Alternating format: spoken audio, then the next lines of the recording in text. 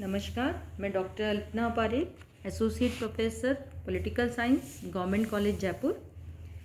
बच्चों, आपका जो सेकंड पेपर है प्रमुख भारतीय राजनीतिक विचारक, उसमें से हमने एक यूनिट जो प्राचीन भारतीय राजनीतिक विचारकों की थी, जिसमें हमने मनु, कौटिल्य और शुक्र पढ़ा। अब हम अपनी सेकंड यूनिट पे आए हैं, जिसमें आधुनिक राजनीतिक विचारकों की हम बात करेंगे। देखिए बच्चों, राजा राम मोहन रॉय के नाम से आप सब परिचित हैं। आधुनिक भारत में समाज सुधार और राजनीतिक जागरण के कर्णधारों में राजा राम मोहन रॉय का नाम अग्रणीय है। राजा राम मोहन रॉय जो हैं, उन्होंने ना केवल अपने राजनीतिक विचार व्यक्त किए, अपितु उन्होंने सामाजिक जो बुराइयां थी उन पर कठोर प्रहार किया और समाज से अनेक कुरीतियों को दूर करने की कोशिश की, जिसमें सती प्रथा निवारण जो है वो एक महत्वपूर्ण कुप्रथा थी, जिसको उन्होंने दूर किया। राजा राम मोहन रॉय जो हैं, उन्होंने भारतीय समाज में व्याप्त बुराइयों, कुरीतियों, अंधविश्वासों के निराकरण के लिए गंभीर प्रयत्न किए। सती प्रथा के विरुद्ध उन्होंने जन जागृति चला दी और सती प्रथा के उन्मूलन के अतिरिक्त उन्होंने स्त्रियों की शिक्षा, उनके अधिकार, विधवाओं के पुनर्विवाह, पर्दा प्रथा आदि का विरोध करके भी समाज को जागृत करने में महत्वपूर्ण भूमिका निभाई।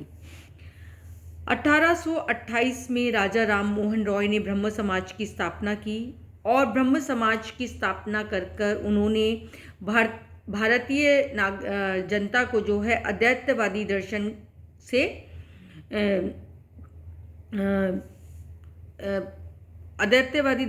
से भारतीयों को उन्होंने रूबरू करवाया। साथ ही साथ उन्होंने अपने कार्यों से और अपने आचरण से ये सिद्ध कर दिया कि धार्मिक पुनरुत्थान, सामाजिक सुधार के जागरूक प्रयत्न और राजनीतिक चेतना एक दूसरे से के पूर्वगामी है, सहगामी है, पूरक हैं। देखिए बच्चों, यदि समाज में चेतना नहीं होगी तो राजनीतिक जो मूल्य हैं उनकी भी स्थापना नहीं हो पाएगी। और समाज में चेतना लाने के लिए ज़रूरी है कि समाज से जो बुराइयां हैं, जो कुरीतियां हैं, वो ख़त्म हों। समाज सुधार और राजनीतिक जागरण के प्रति अपनी उत्कृष्ट निष्ठा और संघर्षशील प्रवृत्ति तथा अपने उदार और बुद्धिवादी दृष्टिकोण के कारण राजा राम मोहन रॉय न केवल भारतीयों में अपितु उन्होंने विदेशियों में भी सम्मान अर्जित किया। उन्होंने सामाजिक और राजनीतिक सुधार आंदोलन के द्वारा ही नहीं अपितु अपनी अनेक कृतियों के द्वारा भी अपने विचारों का प्रतिपादन किया। राजा राम मोहन रॉय द्वारा लिखित कुछ पुस्तकें हैं और कुछ टिप्पणियां हैं, कुछ लेख हैं जो महत्वपूर्ण हैं, जैसे हिंदू उत्तराधिकार कानून के अनुसार स्त्रियों के प्राचीन अधिकारों पर आधुनिक अतिक्रमण से संबंधित टिप्पणियां 1822 में की, प्रेस पर नियंत्रण के विरुद्ध सर्वोच्च न्यायालय एवं सम्राट को याचिका, अंग्रेजी शिक्षा पर लॉर्ड एमर्स्टन के नाम एक पत्र उन्होंने 1823 में लिखा, ईसाई जनता के नाम उन्होंने एक अंतिम अपील 1823 में की, यूरोपीय वासियों के भारत में बसने के संबंध में उन्होंने अपने विचार 1831 में पेश किए, भारत की न्यायिक प्रणाली और राजस्व प्रणाली पर उन्होंने एक प्रश्नोत्तर किया 1832 में, उन्होंने ब्रह्म सूत्र का बंगला में तथा केनोपनिषद व ईशोपनिषद का बंगाली व अंग्रेजी में अनुवाद किया, उन्होंने फारसी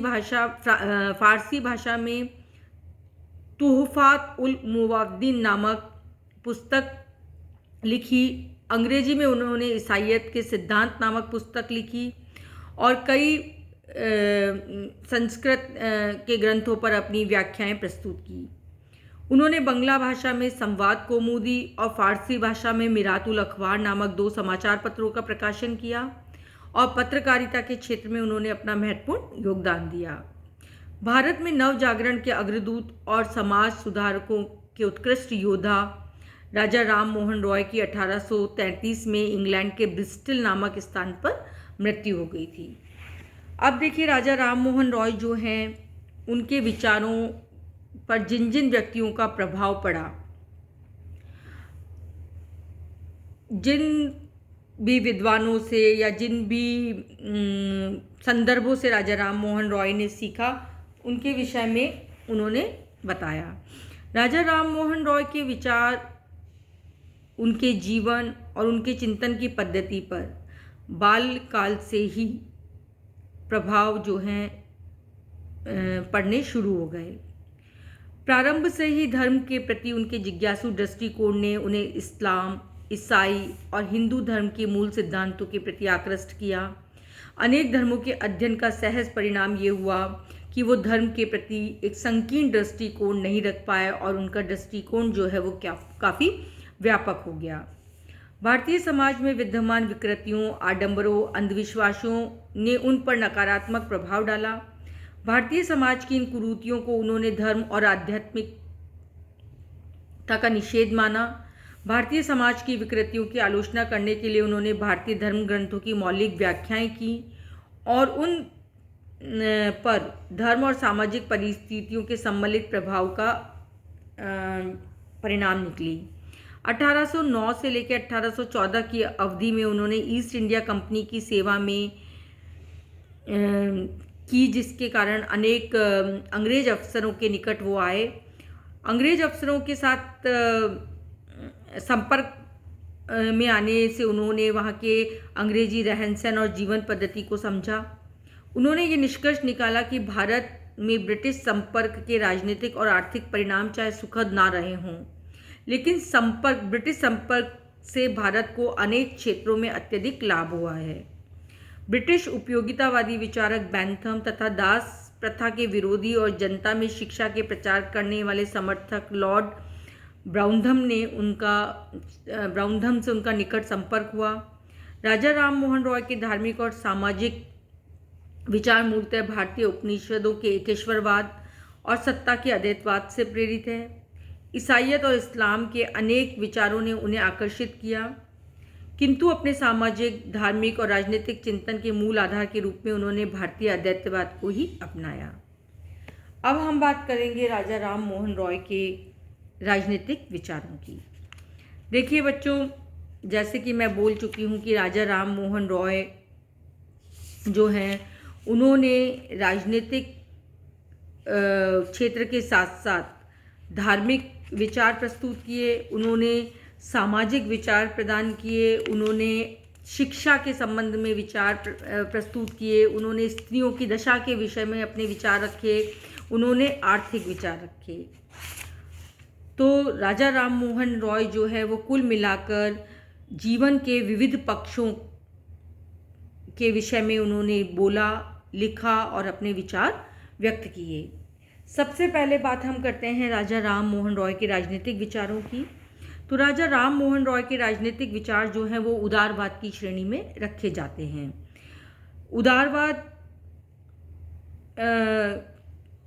क्या कहता है? देखिए, उदारवाद जो है वो व्यक्ति को केंद्र में मानता है। वो कहता है कि व्यक्ति जो है वो सबसे प्रमुख है और व्यक्ति की जो स्वतंत्रता है उसके बारे में वो पुरजोर वकालत करता है। आपने जो आपका प्रथम प्रश्न पत्र है उसमें उदारवाद आपने पढ़ लिया होगा या आप पढ़ेंगे तो आपने देखा होगा कि लॉक जैसे विचारक जो हैं, मिल जैसे जो विचारक हैं, वो उदारवाद के कट्टर समर्थक हैं। उदारवाद में राज्य नहीं बल्कि व्यक्ति जो है वो प्रमुख है। व्यक्ति की स्वतंत्रता और व्यक्ति के जो मूल अधिकार हैं वो महत्वपूर्ण स्थान रखते हैं। तो राजा राम मोहन रॉय के जो राजनीतिक विचार हैं, यदि उनको हम व्याख्या करें तो एक शब्द में हम कह सकते हैं कि राजा राम मोहन रॉय को उदारवादी विचारकों की श्रेणी में सम्मिलित किया जा सकता है। उनके विचारों में व्यक्तिगत स्वतंत्रताओं और समाज सुधारों के प्रति उत्कृष्ट आग्रह ने उनके चिंतन को एक विलक्षण स्तर प्रदान किया। उनके राजनीतिक विचारों का विश्लेषण हम कई शीर्षकों के अंतर्गत कर सकते हैं, जैसे कि पहला है व्यक्तिगत और राष्ट्रीय स्वतंत्रता। राजा राम मोहन रॉय ने व्यक्ति के प्राकृतिक अधिकारों की पवित्रता का समर्थन किया। व्यक्ति के प्राकृतिक अधिकार जिनकी की व्याख्या जॉन लॉक ने की थी कि व्यक्ति को प्रकृति से कुछ अधिकार प्राप्त हैं, जैसे जीवन का, स्वतंत्रता का, संपत्ति का। ये लॉक के अनुसार व्यक्ति के प्राकृतिक अधिकार हैं जो उसको जन्मने के साथ ही मिल जाते हैं।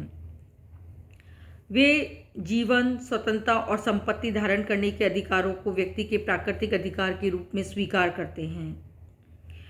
यद्यपि प्राकृतिक अधिकारों के संबंध में उनका दृष्टिकोण लॉक, ग्रोशियस और टॉमस पेन से समानता रखता है, किंतु उनकी व्यक्तिगत स्वतंत्रता की जो अवधारणा है या जो धारणा है वो पश्चिमी व्यक्तिवादी विचारकों के समतुल्य नहीं है। वे व्यक्तिगत स्वतंत्रता और मानव अधिकारों को भारतीय सामाजिक परिस्थितियों के अनुरूप ढालना चाहते थे, इसलिए उन्होंने राज्य की अहस्तक्षेपवादी जो धारणा थी उससे पूर्णतः असहमत थे। उनका दृढ़ विश्वास था कि राज्य को व्यक्ति के सामाजिक, आर्थिक, नैतिक उत्थान के लिए सक्रिय प्रयत्न करना चाहिए। देखिए, राज्य की अहस्तक्षेपवादी अवधारणा क्या है कि अहस्तक्षेपवादी अवधारणा के समर्थक ये मानते हैं कि राज्य को व्यक्ति के जीवन में हस्तक्षेप नहीं करना चाहिए, लेकिन राजा राम मोहन रॉय ऐसा नहीं मानते थे। वो कहते थे कि व्यक्ति के विकास के लिए, सर्वांगीण विकास के लिए, जिसमें व्यक्ति का सामाजिक, नैतिक, धार्मिक, आर्थिक सभी पक्ष आ जाते हैं, उनके उत्थान के लिए राज्य को सक्रिय रूप से प्रयत्न करना आवश्यक है। विशेषतः भारतीय सामाजिक व्यवस्था में व्याप्त कुरीतियों, अंधविश्वास, परंपराओं आदि को देखते हुए उन्होंने राज्य के द्वारा समाज सुधार, शैक्षणिक उन्नति आदि के लिए विधि निर्माण पर भी बल दिया। इसलिए कहा जा सकता है कि राजा राम मोहन रॉय व्यक्तिगत स्वतंत्रताओं में सामान्यतः राजकीय हस्तक्षेप को तो उचित नहीं मानते थे, किंतु व्यक्ति के अधिकारों को समाज सापेक्ष मानकर राज्य को व्यक्ति के अधिकारों का सामाजिक उद्देश्यों से नियमन करने की शक्ति प्रदान करना चाहते थे। राजा राम मोहन रॉय जो है वो फ्रांस की राज्य क्रांति के आदर्शों से भी बहुत अधिक प्रभावित थे। व्यक्ति के अधिकारों के संदर्भ में उनके विचारों का मर्म जो है वो फ्रांस की राज्य क्रांति के प्रेरक सूत्र स्वतंत्रता, समानता और भ्रातृत्व से भी भली भांति व्यक्त होता है। राज्य के प्रति राजा राम मोहन रॉय का दृष्टिकोण न तो समष्टिवादी था, न हस्तक्षेपवादी, बल्कि वे राज्य को व्यक्ति के विकास के लिए एक अनिवार्य साधन के रूप में स्वीकार करते थे। उन्होंने राज्य से यह अपेक्षा की कि वो व्यक्ति की स्वतंत्रताओं, मूलभूत स्वतंत्रताओं का हनन ना करे, किंतु व्यक्ति का जो विकास है, सर्वांगीण विकास है, उसको पूर्ण करने में अपनी महती भूमिका निभाए। राष्ट्रों की स्वतंत्रता के भी राजा राम मोहन रॉय महान समर्थक थे, किंतु ये सत्य है कि व्यक्ति की स्वतंत्रता के संबंध में राय के विचारों को जो स्पष्ट आग्रह व्यक्त हुआ है वह राष्ट्रों की स्वतंत्रता के संबंध में उनके दृष्टिकोण में देखने के लिए नहीं मिलता। राजा राम मोहन रॉय ने भारत के लिए पूर्ण स्वराज्य की मांग कभी प्रस्तुत नहीं की। उनका ये दृढ़ विश्वास था कि अंग्रेजी जाति जो है उसका संपर्क भारतीयों के लिए अहितकर नहीं था। देखिए बच्चों, अंग्रेज़ जो हैं वो भारत में जब आए तो भारतीयों को शिक्षा के क्षेत्र में, संचार के क्षेत्र में बहुत बड़ा योगदान उनके द्वारा मिला। यदि अंग्रेज इससे संचार और शिक्षा जैसे क्षेत्रों में अंग्रेजों के आगमन से जो भारतीयों को सुविधाएं मिली, उनसे भारतीयों ने दूसरे देशों के साथ संपर्क को साधा और अपने अधिकारों के विषय में, लोकतांत्रिक परंपराओं के विषय में जागरूक हुए। तो राजा राम मोहन रॉय कहते हैं कि अंग्रेजी जाति का जो संपर्क है भारतीयों से वो हर दृष्टिकोण से अहितकर नहीं है। राजनीतिक स्वतंत्रता, लोकतंत्र और न्याय के प्रति अंग्रेजों की निष्ठा जो थी उसमें उनका गहरा विश्वास था। ब्रिटिश संस्कृति और चरित्र से अपने घनिष्ठ परिचय के आधार पर भी उन्होंने ये निष्कर्ष निकाला कि अंग्रेज अधिक बुद्धिमान, आचरण में दृढ़ और संयत है। अतः उन्होंने ये मान्यता बना ली कि अंग्रेजों के विदेशी शासक होते हुए भी ब्रिटिश सत्ता के अंतर्गत देशवासियों का उद्धार जो है वो अधिक तीव्र गति से हुआ है और सुनिश्चित दिशा में होगा। अंग्रेजों के प्रति उनके प्रशंसात्मक दृष्टिकोण का तात्पर्य ये कतई नहीं है कि वो अंग्रेजों का भारत में स्थायी रूप से आधिपत्य के समर्थक थे। उनकी मान्यता ये थी कि अंग्रेजी शासन भारतीय जनमानस में लोकतांत्रिक शासन प्रणाली के प्रति आस्था उत्पन्न करने, भारत का आधुनिक संस्कृति के जीवन संपर्क कराने में सहायक होंगे। भारत राजनीतिक और बौद्धिक दृष्टि से विश्व के सभ्य देशों के स्तर तक उनके संपर्क से पहुंच जाएगा। राय ब्रिटिश सत्ता के समर्थक होते हुए भी अंग्रेजी सरकार की निरंकुश शक्तियों के पक्ष में नहीं थे। उन्होंने गवर्नर जनरल को विधायकी शक्तियां प्रदान करने का विरोध किया।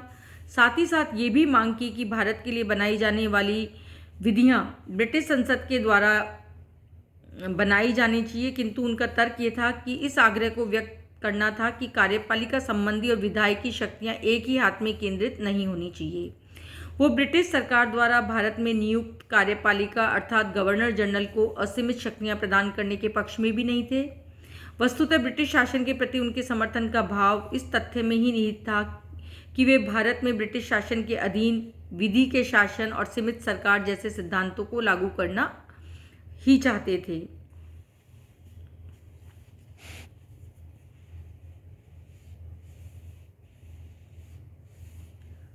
दूसरे जो उनके राजनीतिक विचारों में यदि हम बात करें दूसरे बिंदु की, तो वो है प्रेस और अभिव्यक्ति की स्वतंत्रता।